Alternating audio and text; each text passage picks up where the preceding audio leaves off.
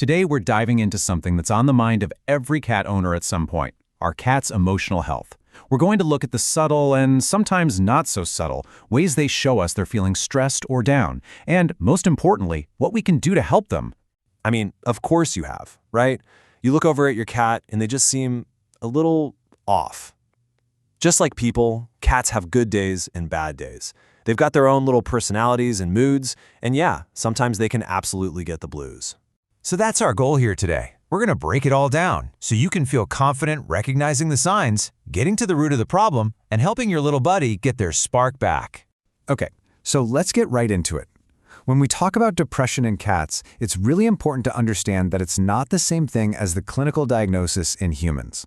So what are we actually talking about? Well, because we can't ask them what's wrong, we have to become detectives. What we're looking for is a noticeable drop in their activity level, a general lack of interest in the things they used to love. Think playing, eating, or greeting you at the door. It's a collection of behaviors that tells us, hey, something's not right here. And here's the key difference. In cats, this state is usually a direct reaction to something specific, a change in their environment, a new pet, or very often an underlying illness.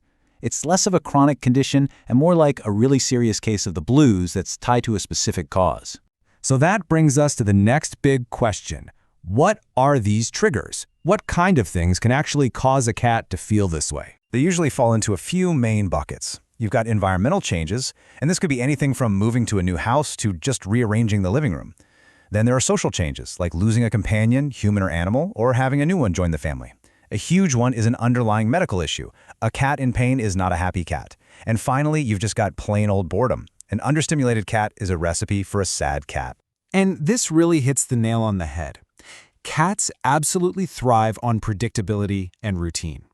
A change that you and I might not even think twice about can completely rock their world and become a huge source of stress for them. So how do you know if your cat is struggling? Well, here's the thing. You are the world's foremost expert on your own cat. You know their quirks, their habits, their personality. Your power of observation is truly the best tool you have. Look for changes in their daily routine first. Is your kitty who normally inhales their fruit suddenly just picking at it? Or the opposite? Are they suddenly eating everything in sight? Are they sleeping even more than their typical 16+ hours a day? And the big one, any changes with the litter box are a major red flag. Then there's their behavior. Is your normally cuddly cat now spending all their time under the bed? Do they not even look twice at the feather wand they used to go crazy for? Maybe they've gotten really vocal with these sad-sounding yowls. And remember, if they suddenly start hissing or swatting, it's often a sign of fear or pain, not that they've suddenly become mean. And finally, you can often see their emotional state. A really common sign is a change in grooming habits. An unhappy cat might stop grooming altogether, so their coat looks messy and matted. Or they might go the other way and overgroom out of anxiety, licking themselves so much that they create bald spots. And of course, any major weight change, up or down, tells you something's going on. Okay, so if you're nodding along and recognizing some of these signs, the very first, most important step is not to worry. It's to call your veterinarian. This is how we get the ball rolling on a plan to help them. A trip to the vet is so critical because so many of these behavioral signs can actually be symptoms of a physical illness. Litter box problems could be a UTI, loss of appetite could be a dental issue. You get the idea. So before you go, jot down everything you've noticed. Tell the receptionist what's going on when you book the appointment. That way your vet is prepared to do a thorough exam and rule out any medical causes first. So, once your vet gives you the all clear on the medical front, we can focus on enriching your cat's emotional world.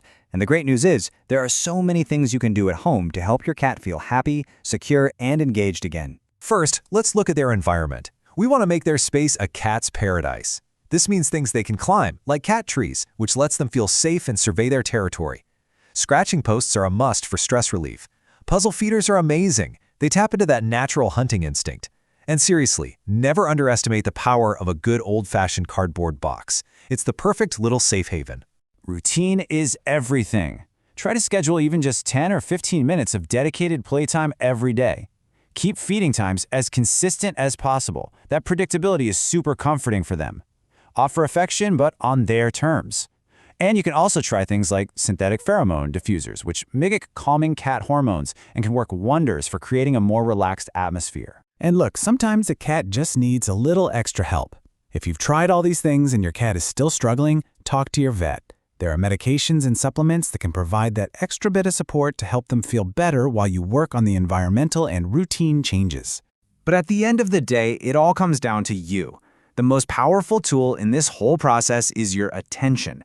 The fact that you noticed your cat wasn't themselves, that is the first and most crucial step on the road to a happier, healthier companion. Remember, this information is for educational purposes and is not a substitute for professional veterinarian advice. If you have any concerns about your pet's health, please consult with your certified veterinarian.